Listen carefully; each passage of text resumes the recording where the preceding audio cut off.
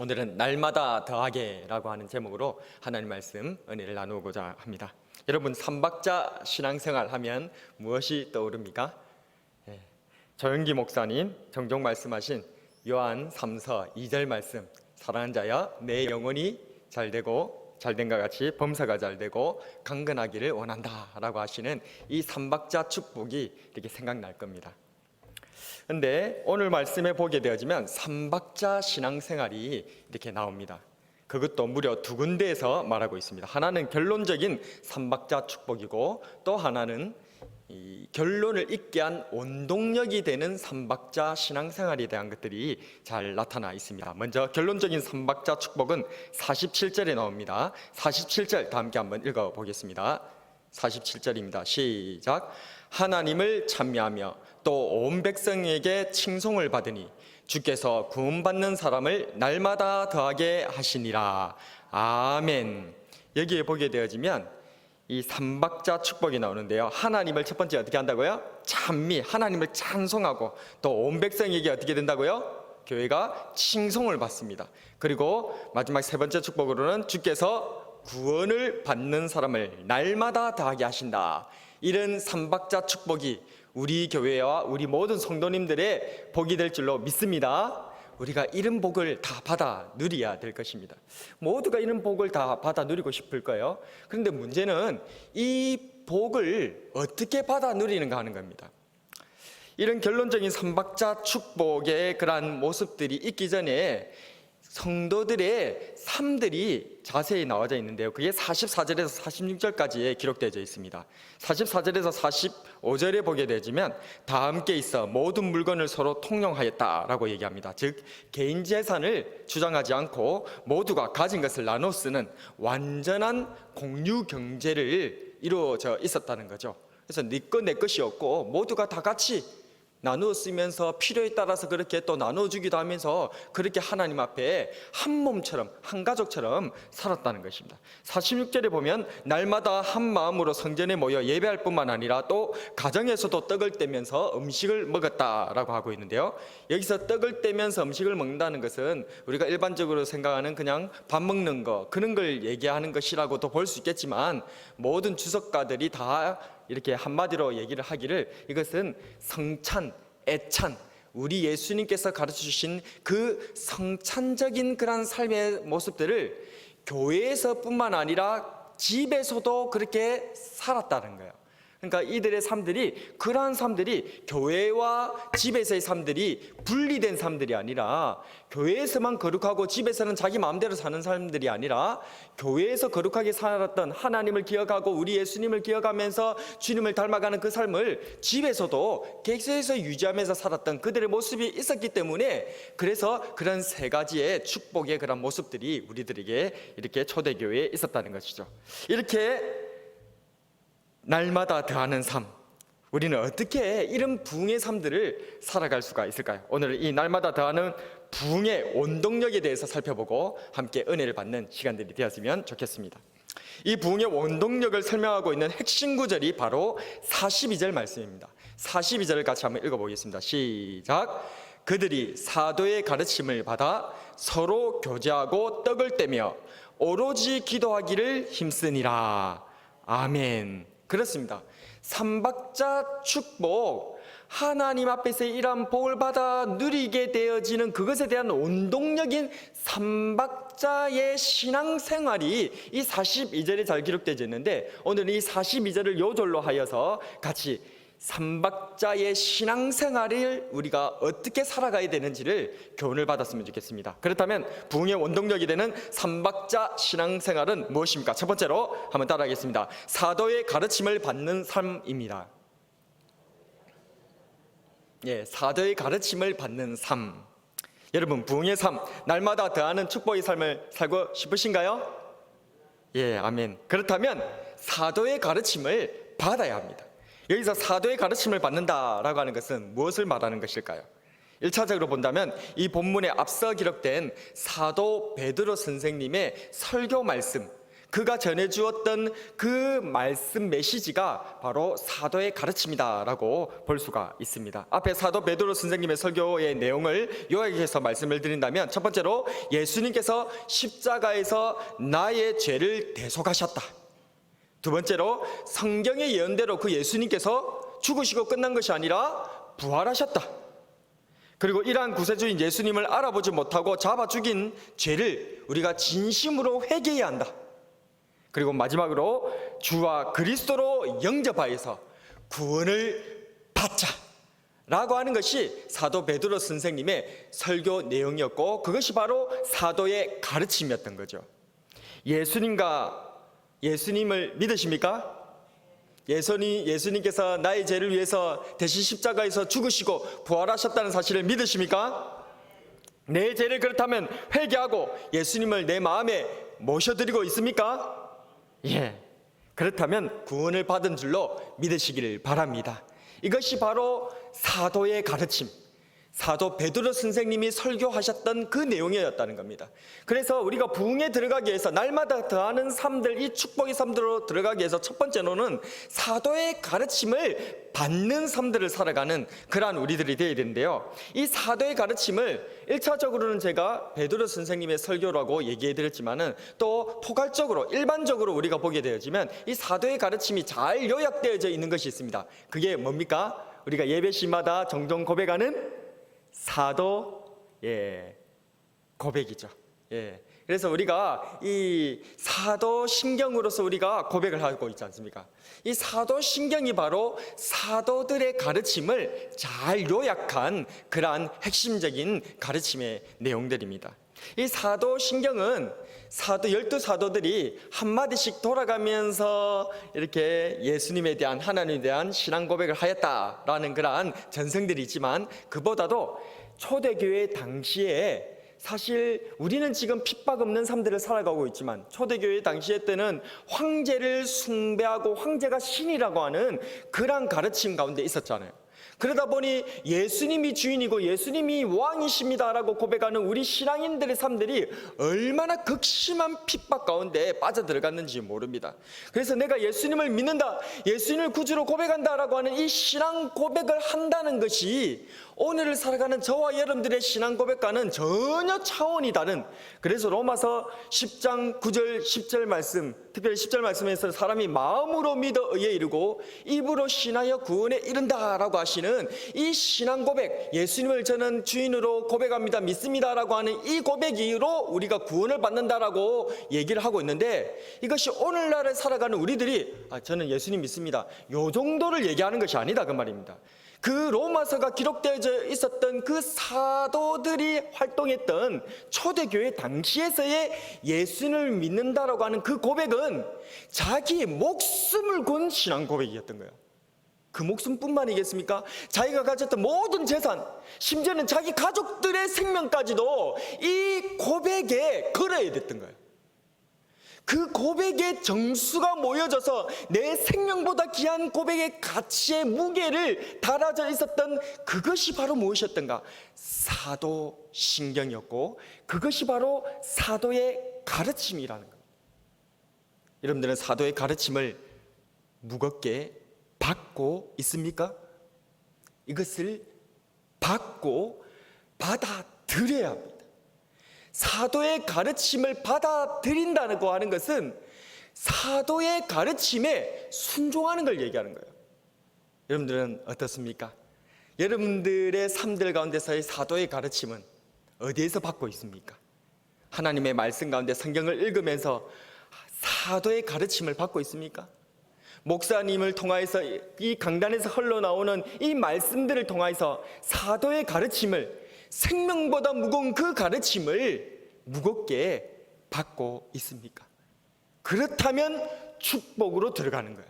근데 그렇지 못하다면 우리는 그러한 삶들과는 전혀 거리가 먼 삶들, 그래서 우리가 마음으로는 다 복을 받기를 원하고 부흥을 받기를 원하고 날마다 더하는 삶들을 살기는 원하지만, 그러나 이 사도의 가르침을 받아들이지 않기 때문에, 이 사도의 가르침이라고 하는 이 가르침에 목숨을 건 신앙 고백으로 반응하지 아니하기 때문에 우리는 그 축복의 삶들과는 전혀 관계없는 삶들을 살아갈 수밖에 없다는 것을 우리는 직시해야 된다는 것입니다. 누구나 다 복을 받기를 원합니다. 그러나 복받을 만한 자들은 복받을 만한 그 삶들을 살아가고 있다는 거예요.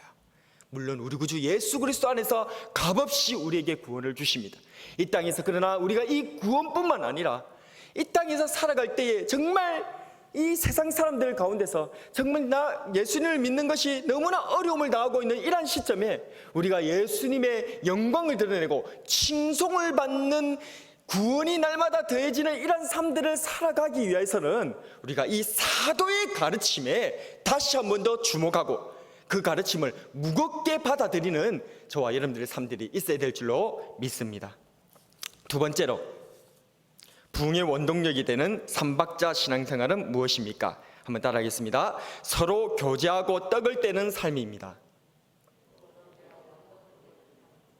서로 교제하고 떡을 떼는 삶이 삼박자의 축복을 받는 원동력이 되는 삶의 비결이라는 겁니다. 여기서 서로 교제하고 떡을 뗀다는 것은 제가 앞서 말씀도 드렸지만은 이것은 단순히 밥 먹는 식사 교제 그 정도의 수준을 얘기하는 것이 아닙니다. 이것은 바로 성찬적 삶을 얘기하고 있는 거예요. 예수님께서 잡혀 죽으시기 전날 밤에 있었던 성찬에 대해서 우리가 다시 한번 더 기억해 봅시다. 성찬이 의미하고 있는 바가 대체 무엇인가? 예수님께서 우리에게 잡혀 죽으시기 전날 밤에 그렇게 제자들에게, 우리들에게 전해주고 싶으셨던 그 가르침이 대체 무엇이었던가를 다시 한번 더 우리가 떠올려보고 그 핵심에 한번 접근해 보시기를 바랍니다. 고린도전서 11장 23절에서 26절에 보게 되어지면 제가 읽어드립니다. 내가 너희에게 전한 것은 주께 받은 것이니 곧 주 예수께서 잡히시던 밤에 떡을 가지사 축사하시고 떼어 이르시되 이것은 너희를 위하는 내 몸이니 이것을 행하여 나를 기념하라 하시고 19회 또한 그와 같이 잔을 가지시고 이르시되 이 잔은 내 피로 세운 새 언약이니 이것을 행하여 마실 때마다 나를 기념하라 하셨으니 너희가 이 떡을 먹으며 이 잔을 마실 때마다 주의 죽으심을 그가 오실 때까지 전하는 것이니라. 아멘. 여기서 말하는 성찬의 중요 포인트가 무엇입니까? 첫 번째로는 예수님의 십자가 대속을 기념하라는 거예요. 이 기념한다는 말은 기억하라는 것입니다. 예수님을 기억하라. 예수님께서 나를 기억하라, 나를 기념하라 라고 말씀하셨는데, 여기서 말하는 예수님을 기념한다라고 하는 것은 특별히 그 중에서도 예수님의 죽으심에 대한 것들이에요. 그러니까 예수님께서 나를 위해서 대속에서 십자가에서 죽어주셨던 그 은혜를 기억해라는 거예요. 그것을 기념하라는 것입니다. 그것이 바로 성찬의 핵심적인 메시지라는 거예요. 예수님의 살과 예수님의 피를 우리들에게 기념하여서 먹고 마시게 했던 것은, 그것은 떡과 포도주를 먹고 마시는 것이 아니라 예수님, 나를 위해서 죽어주신 예수님의 살과 피를 내가 먹어서 살게 되었다는 거예요. 이거는 요한복음 6장에서 예수님께서 오병이의 기적을 일으키고 나서 그것을 설명하기를 이것이 바로 하늘에서 주는 영생에 이르게 하는 생명의 떡이다. 이것을 먹는 자는 영원히 죽지 아니하게 될 것이다. 아멘. 예수님께서 설명하신 이 영생의 떡이 바로 예수님 당신 자신이셨고, 그것을 지금 잡혀 죽으시기 전날 밤에 제자들에게 성찬을 통해서 가르쳐 주셨던 거예요. 왜요? 십자가에서 예수님께서 다음날 돌아가시는 그것이 성찬을 행하고 있는 일이었다는 것을 가르쳐 주려고 그랬다는 거예요. 그러니까 예수님의 십자가에 대속하여서 죽어주시는 것은 지금 예수님의 살과 피를 제자들에게, 그를 믿는 우리 모두에게 입에다가 지금 떠넣어주는 그러한 모습들의 삶으로 우리들에게 보여주셨다는 것입니다. 그런데 그 의미를 우리가 상실한 채, 그 의미를 제대로 이해하지 못한 채 자꾸만 성찬에 참여하든지 십자가를 바라본다는 것은 어리석은 일들이 될 수가 있습니다. 그래서 십자가는 바로 예수님께서 예수님의 생명을 우리들에게, 우리의 입에다가 살과 피를 떠넣어 주시는 그러한 은혜, 그것을 우리는 기념해야 된다는 거예요. 기억해야 된다는 것입니다. 우리가 먹고 마실 때마다. 그리고 또 26절에서 보면 뭐라고 얘기하십니까? 그것을 예수님의 죽으심을 전하는 것이다. 그래서 복음의 증인의 삶들을 살아가게 하기 위하여서, 그 복음의 증인의 삶들을 살아갈 수 있는 힘을 얻게 하기 위하여서 그 핵심인 예수님의 살과 예수님의 피를 우리에게 나누어 주셨다는 거예요. 그러니까 우리가 이 예수의 살과 예수의 피를 기념하여서 이 성찬에 참여하지 아니한다면 우리는 복음의 증인으로서 능력 있는 사람들을 살아낼 수가 없는 죄인에 불과하다는 거예요. 우리는 우리의 힘으로 복음의 증인의 삶들을, 사람들에게 칭송받는 삶들을, 구원의 수를 날마다 더하게 하는 삶들을 살아갈 수 있는 것이 아닙니다. 오직 우리 구주 예수 그리스도 십자가에 죽으신 그 예수의 살과 피를 우리가 먹고 마실 때, 그것을 기념할 때에 비로소 우리는 복음의 증인의 삶에 능력을 얻게 되고 살아갈 수 있게 되는 줄로 믿습니다. 이처럼 초대교회 성도들은 날마다 주님 앞에 이러한 이 주님의 살과 피를 떼는, 떡을 떼서 먹는 이런 일들을 했다는 거예요. 또한 고린도전서 10장 16절에서 17절에 보게 되어지면 제가 또 읽어드리겠습니다. 우리가 축복하는 바 축복의 자는 그리스도의 피에 참여함이 아니며 우리가 떼는 떡은 그리스도의 몸에 참여함이 아니냐. 떡이 하나요 많은 우리가 한 몸이니 이는 우리가 다 한 떡에 참여함이라. 아멘. 여기서 말하는 성찬의 중요 포인트는 한 몸입니다. 우리가 성찬을 하면서 놓치는 부분들이 종종인데 그게 바로 한 몸 되는 부분들입니다. 우리가 성찬을 하다 보면 과거에 예수님께서 하셨던 성찬은 한 떡에서 떼어서 주는 거예요. 그리고 한 포도주에서 돌아가면서 마시는 거예요. 그런데 우리는 그걸 이미 다 나눠놓은 거예요. 그래서 떡을 다 하나하나 다 나눠놓고 또 우리의 편리를 따라서 또 포도주도 다 한 잔 한 잔 나눠놨잖아요. 그러니까 이게 원래는 하나에서 왔다는 거예요. 그러니까 한 성령을 받고 한 예수님 안에서 한 몸이라는 것을 우리들에게 가르치는 것이 성찬의 중요한 핵심적인 포인트라는 거예요. 그래서 우리가 성찬에 참여하는 것은 내 개인이 한 명이 지금 예수님 만나는 게 아니에요. 우리가 왜 성찬식을 하겠습니까? 왜 교회에 모여서요? 그것은 바로 우리 모두가 각각 개개인으로 존재하는 것이 아니라 예수님 안에서 한 몸으로 부름을 받았다는 거예요. 그래서 한 떡에 참여하고 한 포도주에 참여함으로 인해서 우리가 하나 되었음을 고백하게 되는 것입니다. 그래서 예수님과 한 몸이 되어지고 또 성도들이 한 사람 한 사람들이 한 몸 되어지도록 하는 그것을 가르치는 것이 성찬이라는 거예요. 그래서 우리가 성찬을 할 때에 한 몸이라는 개념을 가져야 되는 거예요. 예수님과 먼저 한 몸이고 또한 예수님으로 인해서 우리 모두가 한 몸이라는 사실을 기억해야 된다는 것입니다. 그것이 바로 그 교회 공동체의 핵심적인 그러한 중요 포인트가 되는 것이죠. 그래서 교회가 존재하기 위해서 성찬이 필요한 거예요. 성찬이 우리를 하나 되게 하고 예수님으로 안에서 하나로 묶어내기 때문에 그런 거예요. 그래서 교회에서 출교 전에 가장 강력한 처벌이 무엇이냐? 그게 바로 성찬에서 배제하는 것입니다. 아주 큰 죄를 범하게 되어지면 성찬에 참여하지 못하도록 해요. 그것은 바로 하나님의 은혜, 우리 구주 예수 그리스도의 십자가에서 죽으신 예수님의 살과 예수님의 피에서 단절시켜버린 거예요. 그는 하나님의 축복과 구원에 못 들어오게끔 하겠다는 그런 것이나 다를 바 없는 사인이 된다는 거예요. 굉장히 무서운 것이죠. 근데 이 성찬이 그 정도로 중요한데 그 성찬을 중요하게 생각하지 못하는 우리들의 모습들이 있다는 거예요. 성찬을 기대하세요. 성찬은 하나님께서 우리에게 주시는 크신 은혜입니다. 하나는 말씀의 은혜이고 하나는 이 성찬으로 주시는 은혜예요. 어떻게 신이신 하나님이 우리에게 살과 피를 우리 입속에서 넣어주면서 그것을 기념할 수 있도록 해주신다는 거예요. 그게 가당키나 한 말입니까? 그런데 그것을 해주십니다. 우리 예수님께서 그렇게 해주시겠다는 거예요. 그것이 성찬입니다. 초대교회 성도들은 날마다 성찬적 삶을 통해서 주님을 기억하고 증인의 삶을 살고 하나됨의 공동체 의식을 다져갔던 것이죠. 그것이 교회에서뿐만 아니라 자기의 삶들 가운데서도 가정에서도 같이 모여서 그러한 삶들을 살아내더라는 것입니다. 이것이 바로 초대교회가 부흥할 수 있었던 날마다 더하게 되는 그 비결이 여기에 있다는 사실을 믿으시고 우리 주님 안에서 이러한 교제, 성찬적 교제로 나아가야 될 줄로 믿습니다. 그래서 우리가 같이 교제하고 있는 것이 예수님을 믿는 교제가 일반 교제와는 다릅니다.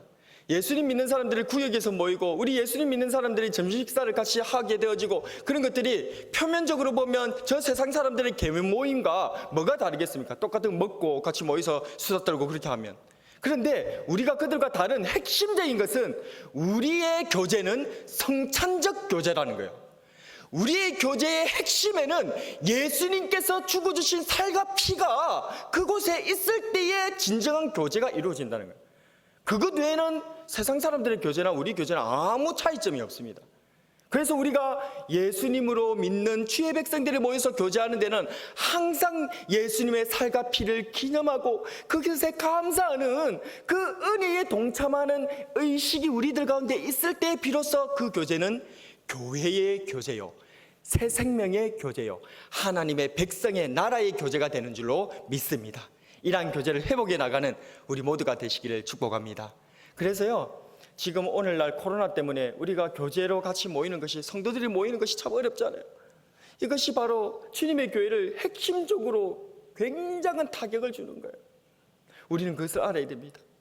예수 그리스도의 한 예수님 안에 우리가 한 몸이라는 것, 그리고 우리가 같이 모여서 예수님의 십자가의 은혜에 감사하면서 그 부활의 영광에 동참함으로 예수님 안에서 교제할 때에 비로소 교회가 이루어지고 하나님 앞에 능력 있는 증인의 삶을 살아갈 수 있다는 것을 우리는 기억해야 됩니다.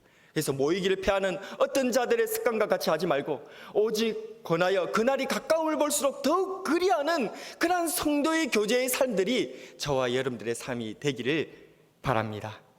마지막으로 부흥의 원동력이 되는 삼박자 신앙생활은 무엇입니까? 한번 따라하겠습니다. 오로지 기도하는 삶입니다. 뭐라고요? 오로지 기도하는 삶입니다. 교회에서 우리가 하는 일 중에 가장 중요한 것은 무엇일까요? 교회가 교회되게 하는 데에 우리가 할 수 있는 최선의 일이 무엇일까요? 예수님께서는 성전과 교회를 내 집이라고 표현하시면서 이렇게 정의하셨습니다. 내 집은 만민이 기도하는 집이라 칭함을 받으리라. 성전, 교회가 예수님께서 말씀하시기를, 하나님께서 말씀하시기를 뭐라고요? 만민이 기도하는 집입니다. 기도를 하는 집이 교회라는 사실인 줄로 믿으시기를 바랍니다. 그래서 교회는 기도하는 집이에요.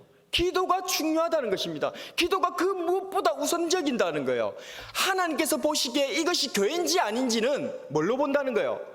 기도하면 교회고 기도 안 하면 아니라는, 강도의 소굴이라는 것입니다. 왜 그렇게 말씀하실까요? 그것은 차분하게 계속해서 묵상해 보면 그 뜻을, 깊은 뜻을 알 수가 있게 됩니다. 실제로 주님께서 십자가에 달리시기 전 겟세마네 동산에서 마지막으로 요청했던 일이 기도하는 일이었죠. 시험에 들지 않게 깨어 기도하라. 부활하신 예수님께서 승천하시면서 성령님을 받기까지 기다리라고 하셨고, 그 기다림은 오로지 기도에 힘쓰는 것이었습니다.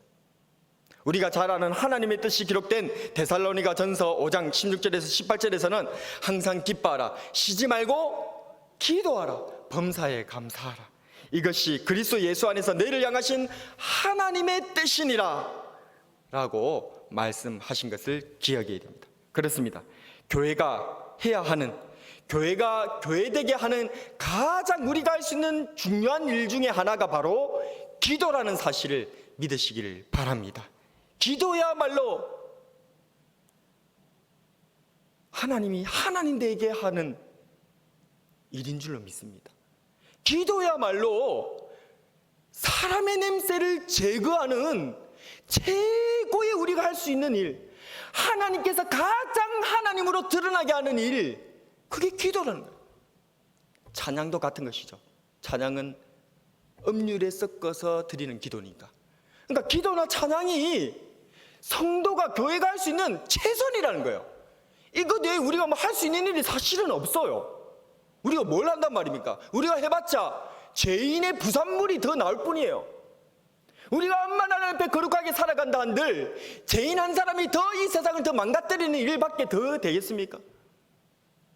우리가 빨리 하루라도 1초라도 주님 곁에 가는 것이 이 세상을 구원하는 가장 가까운 일일 거예요.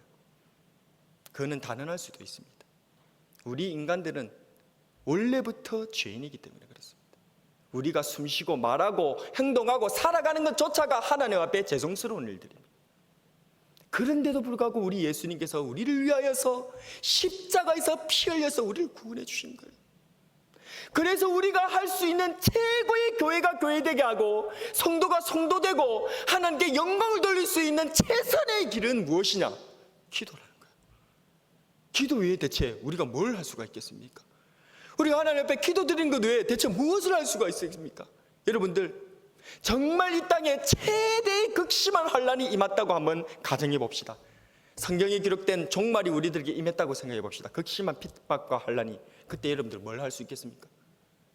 뭘 할 수 있겠어요? 그 마지막 최후의 순간에 우리가 선택할 수 있는 마지막 단 하나의 일은 기도입니다. 우리는 기도밖에 할 수 없다는 것을 깨달아야 합니다. 그게 바로 우리의 정체고 우리의 실체였습니다.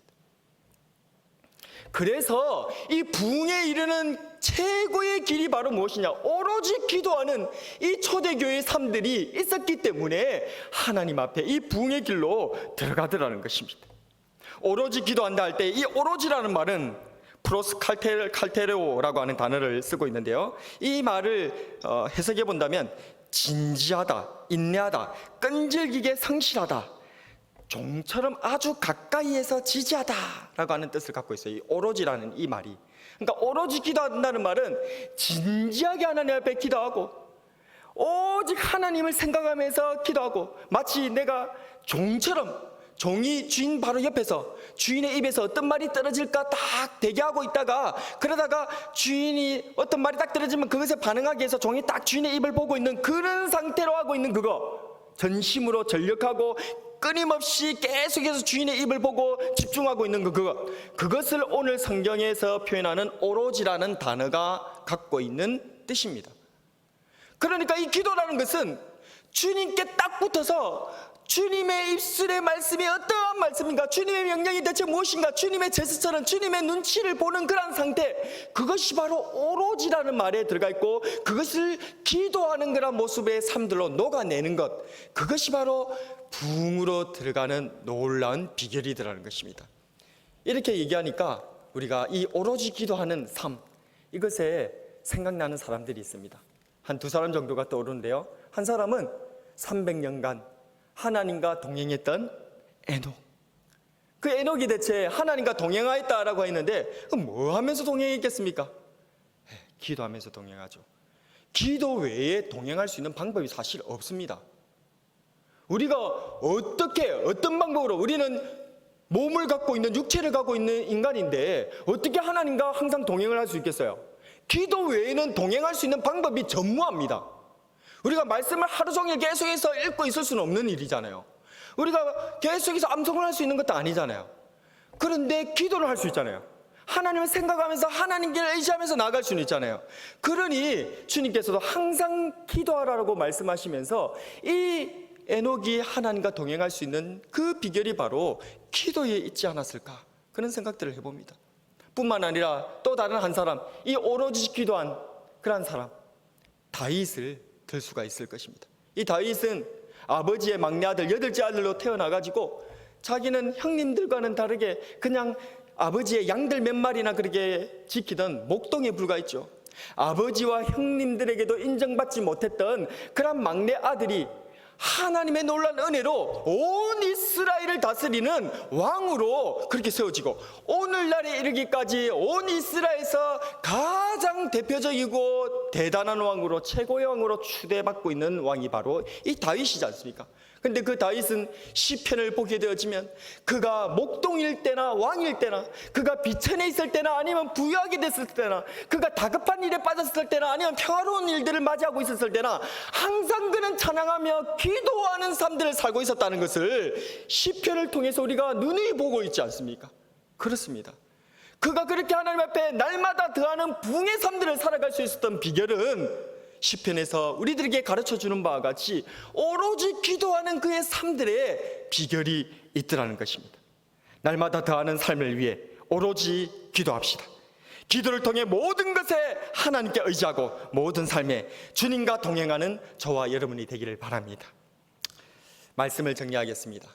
우리 모두는 부흥을 하기를 원합니다. 날마다 더하는 삶들을 살고 싶어요. 그러기 위해서 초대교회와 같이 이 축복의 삼박자 신앙생활을 하기를 원합니다. 첫 번째, 사도의 가르침을 받는 삶. 두 번째, 서로 교제하고 떡을 떼는 성찬적인 삶. 세 번째, 오로지 기도하는 삶. 이렇게 말씀과 교제와 기도의 삶으로 날마다 더하는 우리 모두가 다 되기를 주님의 이름으로 소원합니다.